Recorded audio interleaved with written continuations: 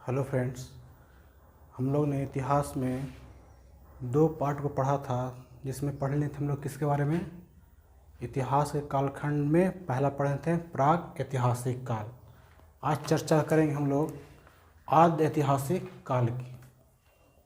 तो इसका परिभाषा हम लोग शुरू में पढ़े थे आद्य ऐतिहासिक काल का।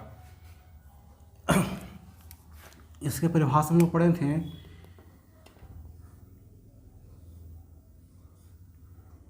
कि इसमें क्या था, लिखित जानकारी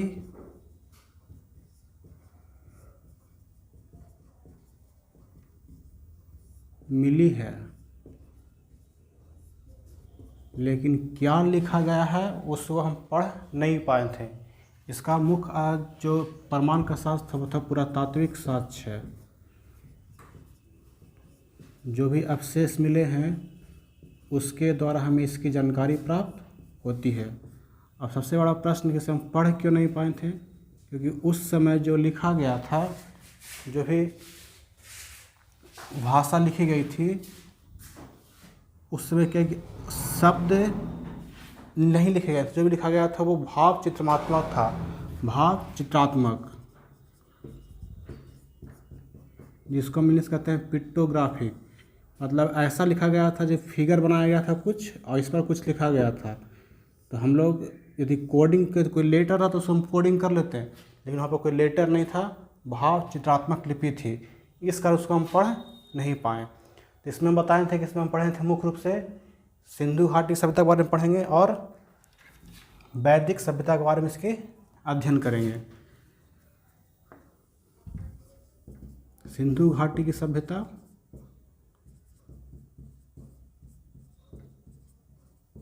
और एक बताए थे वैदिक सभ्यता। वैदिक सभ्यता तो हम लोग अध्ययन करते हैं सबसे पहले किसके बारे में, सिंधु घाटी की सभ्यता के बारे में। देखिए, सिंधु घाटी की सभ्यता, इसी का नाम है हड़प्पा सभ्यता। सिंधु घाटी की सभ्यता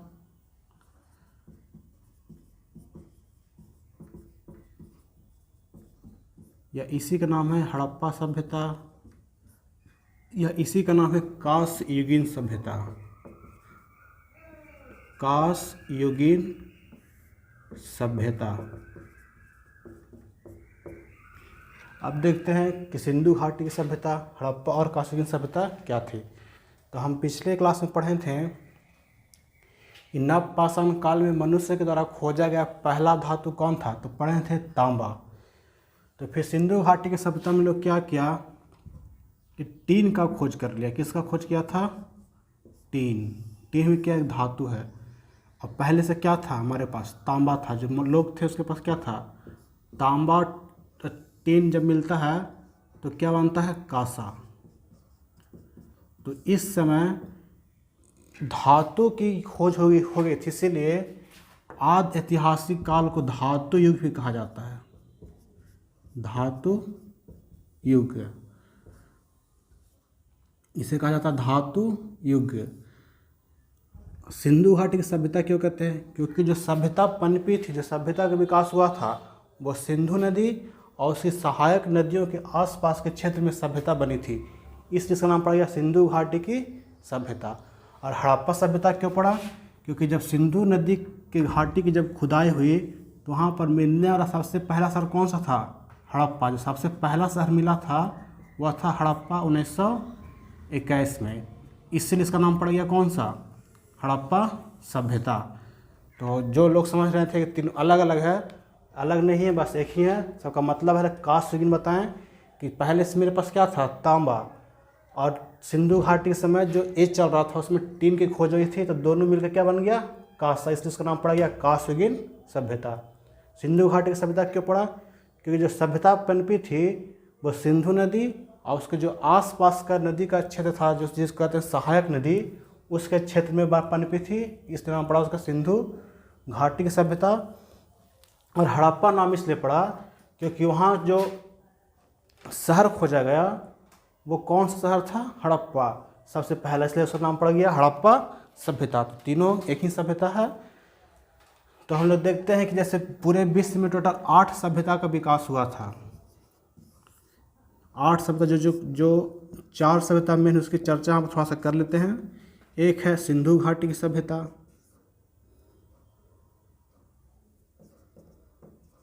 सिंधु घाटी की सभ्यता, ये किस नदी किनारे था? तो बोलेंगे सिंधु नदी। और कौन सा देश? तो भारत, सिंधु नदी और भारत। एक था मेसोपोटामिया की सभ्यता, मेसोपोटामिया की सभ्यता, ये था दजला और फरात नदी के किनारे, दजला और फरात, जिसको हम कहते हैं टिग्रिस और यूफ्रेटस, टिग्रिस नदी और यूफ्रेटस नदी, इसके किनारे पनपी थी।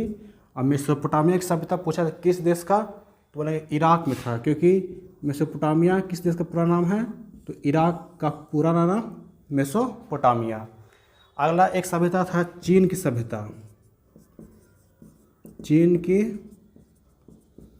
ये पनपी थी हुआंगो नदी के किनारे, हुआंगो नदी, और देश तो पता हो जाएगा चीन। और एक था मिस्र की सभ्यता, मिस्र की सभ्यता आपको कुछ लोग को पता होगा। मिस्र की सभ्यता नील नदी के किनारे, नील नदी के किनारे पनपी।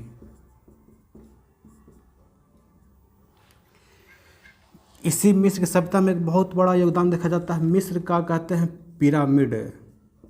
कहाँ के लिए प्रसिद्ध है मिस्र का पिरामिड? पिरामिड,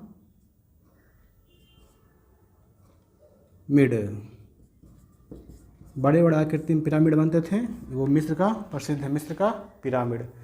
तो 4 सभ्यता, ऐसे पूरे विश्व में 8 सभ्यता थी, 4 महत्वपूर्ण है। लेकिन हम लोग पढ़ रहे हैं भारतीय इतिहास को, तो हम लोग एग्जाम के पॉइंट से पढ़ना किसके बारे में? सिंधु घाटी की सभ्यता। अगला प्रश्न कि सिंधु घाटी की सभ्यता इन चारों में किसके समकालीन थी? तो पूछा जाए तो सिंधु घाटी की सभ्यता, ये जो मेसोपोटामिया की सभ्यता है, इसके समकालीन थी। समकालीन मतलब इराक में भी चल रहा था उसी समय, और समय ये भारत में भी चल रहा था। तो सिंधु घाटी की सभ्यता मेसोपोटामिया की सभ्यता की क्या थी? समकालीन थी। तो अब आते हैं अपना मेन टॉपिक पर, कास्टयुगीन सभ्यता, सिंधु घाटी की सभ्यता या फिर हड़प्पा सभ्यता के बारे में।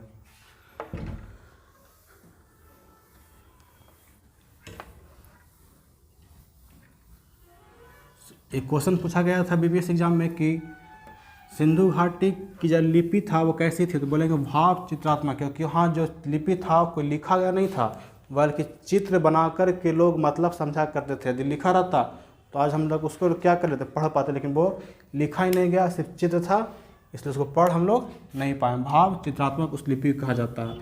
मतलब इस समय मानव क्या हो गए थे? सब हो गए थे, लिपि का विकास हो गया था, पर वो ऐसा लिखे कि उसके वो हम लोग उसको पढ़ नहीं पाए। बताएं कि आद्य ऐतिहासिक काल को धातु युग भी कहा जाता है, क्योंकि इस समय धातु का खोज हुआ और एक प्रसिद्ध धातु क्या बना था? कांसा, इसलिए इसका नाम पड़ गया कास्टयुगीन सभ्यता।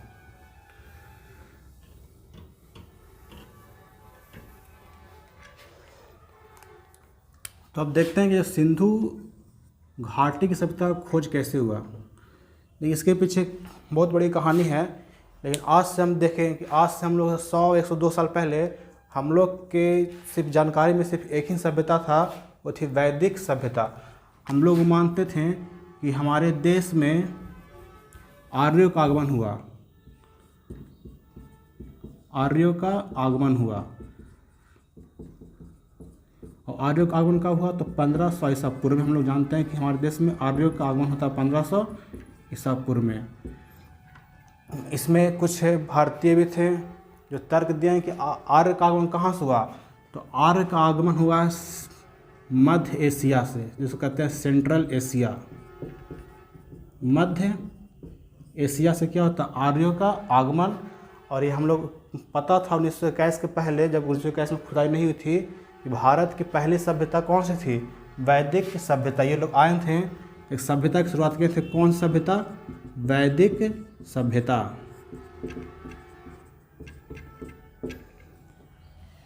मैक्स मूलर का कहना था कि आर्य कहाँ से आए, मध्य एशिया से। ध्यान रखिएगा, मैक्स मूलर सबसे सटीक इनका ही था कि मैक्स मूलर कहना था कि जो आर्य आए हैं वो मध्य एशिया से ही आए हैं। मध्य एशिया वो भाग है जो आज कजाकिस्तान, तुर्किस्तान ये सब का हिस्सा हुआ है, मध्य एशिया का हिस्सा है। तो आर्यों का आगमन 1500 ईसा पूर्व में वैदिक सभ्यता आए थे तो ये चलाए थे। लेकिन अब हमें इसकी जानकारी कैसे मिली, तो हम लोग जानते हैं कि 16 अप्रैल 1853 में भारत में बहुत महत्वपूर्ण घटना घटी। उस घटना का नाम था कि भारत में यात्री ट्रेन के प्रचलन हुआ। यात्री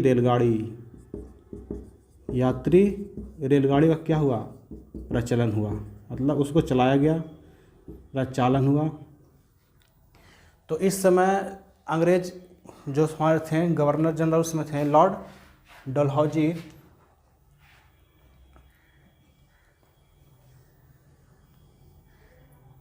ये इस ट्रेन को चलाने का काम किए थे, क्योंकि लॉर्ड डलहौजी का एक बहुत ही महत्वपूर्ण नीति था विस्तारवाद की नीति।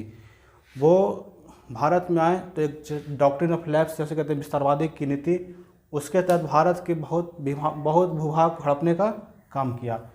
तो जब रेल का विस्तार करने लगे वो, तो रेल का जो ट्रैक था वो बिछ रहा था लाहौर से कराची। लाहौर से कराची बिछाने का काम जारी था। तो उस समय देखा गया जो ऊंचे ऊंचे टीले थे, जब उसको समतल किया गया तो वहाँ से कुछ अवशेष निकले, जमीन के नीचे से कुछ अवशेष निकला। तो इस पर नज़रअंदाज कर दिया गया। लेकिन उस समय एक व्यक्ति थे जिसका नाम था अलेक्जेंडर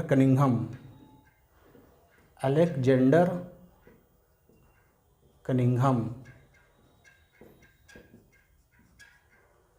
ये क्या किए कि उन अवशेष को एकत्रित करने का काम किया और जाकर कहते हैं डलहौजी से कि ये ज़मीन के अंदर से कुछ पुरातात्विक चीज़ निकल रही है, इसकी जांच किया जाए।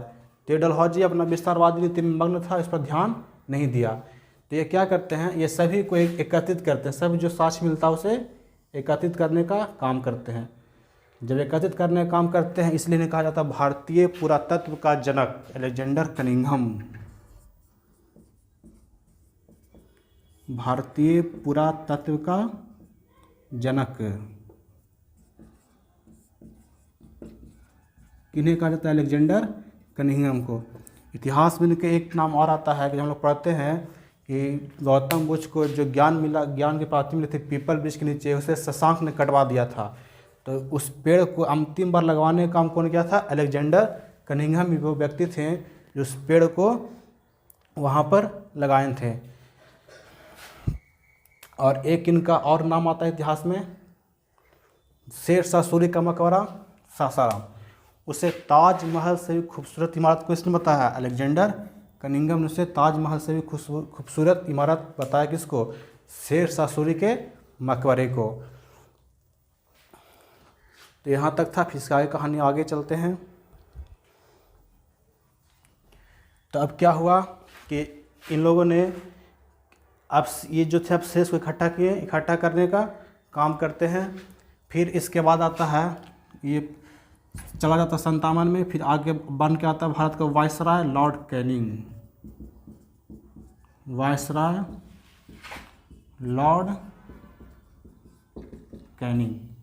तो ये अपनी बात पहुंचाते हैं किसके पास, कैनिंग के पास। लेकिन कैनिंग क्या करता है कि वो भी इस पर ध्यान नहीं देता और क्या करता है कि एक भारत में एक म्यूजियम बनवाता है जिसका नाम है भारतीय संग्रहालय।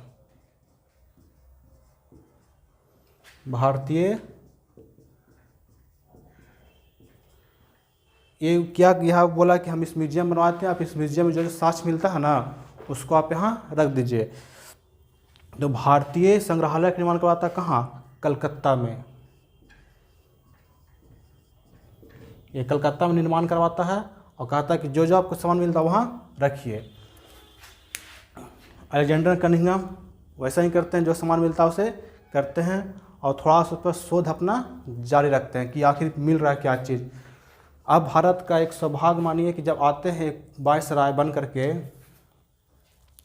जिसका नाम है लॉर्ड कर्जन। लॉर्ड कर्जन, इसे कहा जाता है पुरातात्विक वायसराय। पुरातात्विक वायसराय। ये भले भारत में आकर के बंगाल का विभाजन किए थे, लेकिन ये क्या थे? पुरातात्विक वायसराय थे, जो खुद पुरातात्विक थे। और इन्हीं के अगुवाई में क्या किया गया कि एक संस्था की स्थापना किया गया, जो बहुत फेमस संस्था है, भारतीय पुरातात्विक विभाग। 1905 में एक संस्था बनती है, भारतीय पुरातात्विक विभाग की स्थापना की जाती है 1905 में। जब 1905 में भारतीय पुरातात्विक विभाग की स्थापना होती है, तो क्या होता है यहाँ पर? अब जब एक संस्था बन गई, नाम है भारतीय पुरातात्विक विभाग, इसका हेडक्वार्टर किसको बनाया गया? इसका जो मुख्यालय था बना दिया गया भारतीय संग्रहालय को ही। भारतीय संग्रहालय जो कहाँ था? कलकत्ता। इसी को बना दिया गया हेडक्वार्टर। और इसके प्रथम जो अध्यक्ष थे वो किन्हें बनाया गया? तो एक व्यक्ति थे जिनका नाम था जॉन मार्शल। उस व्यक्ति का नाम था जॉन मार्शल। इन्हीं को बनाया गया भारतीय पुरातत्व विभाग का प्रथम अध्यक्ष, जॉन मार्शल। अब इन्हीं के निगरानी में कहा गया कि जो भी खुदाई किया जाएगा वो आप ही की निगरानी में की जाएगी। तो इन्होंने 2 टीम का गठन किया। एक टीम का हेड बनाया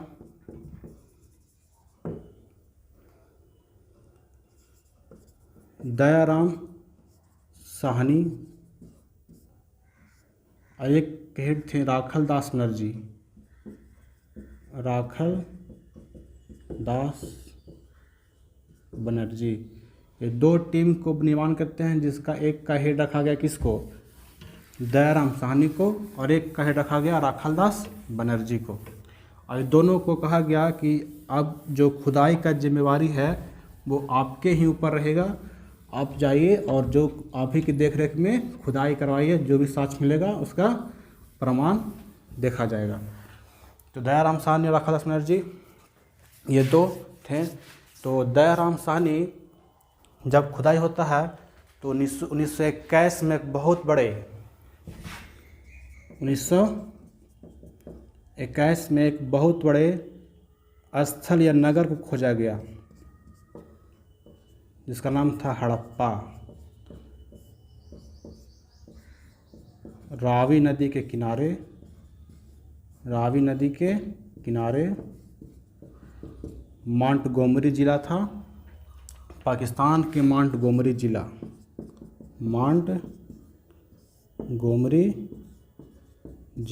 पाकिस्तान। और 1922 में राखल दास बनर्जी ने मोहनजोदाड़ो की खोज किया। मोहनजोदाड़ो या जिसे मोहनजोदड़ो कहते हैं, जिसका अर्थ होता है मृतकों का टीला। मृतकों का टीला ये था सिंधु नदी के किनारे लरकाना जिला में। सिंधु नदी के किनारे लारकाना जिला। तो हाँ, ये 2 नगर खोज हुई। तो सबसे पहला खोजा गया कौन सा था? हड़प्पा। इस जिसका नाम क्या पड़ गया? हड़प्पा की सभ्यता। अब देखिए थोड़ा सा मैप पर आते हैं।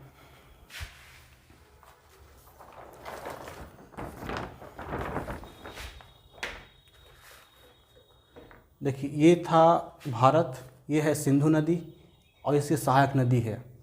अब हम देखते हैं कि ये जो पूरा स्थान था, इस कुछ स्थान इस तरह से मिले हैं, कुछ स्थान इस तरह से मिला सिंधु नदी का सभ्यता में। एक मेरठ में था, उत्तर प्रदेश का मेरठ। तो देखा गया कि जब सिंधु नदी के जो स्थल को जब मिलाया गया कि जो स्थल बनता है तो वो इस प्रकार से बनता है।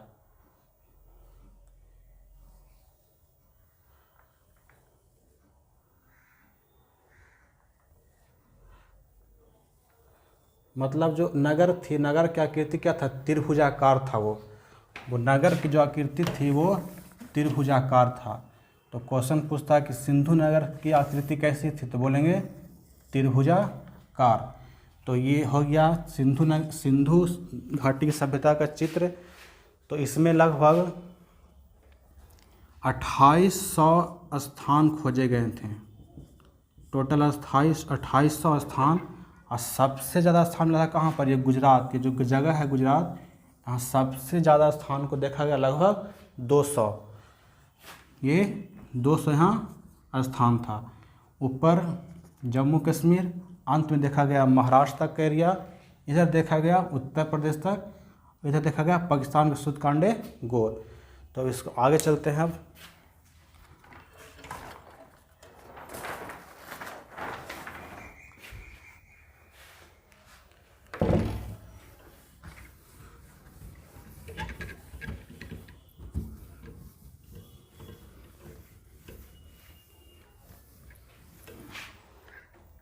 तो हम लोग देखते हैं जो सिंधु घाटी की सभ्यता थी वो इस प्रकार से त्रिभुजाकार था, इस प्रकार से वो त्रिभुजाकार। ये हो गया इसका उत्तरी बिंदु या उत्तरी सिरा, ये था इसका दक्षिणी, ये था इसका पश्चिमी, और ये था इसका पूर्वी। तो इसका जो एरिया था वो लगभग 13 लाख किलोमीटर स्क्वायर में क्या हुआ था, फैला हुआ था। लगभग 13 लाख किलोमीटर स्क्वायर में ये एरिया फैली हुई थी।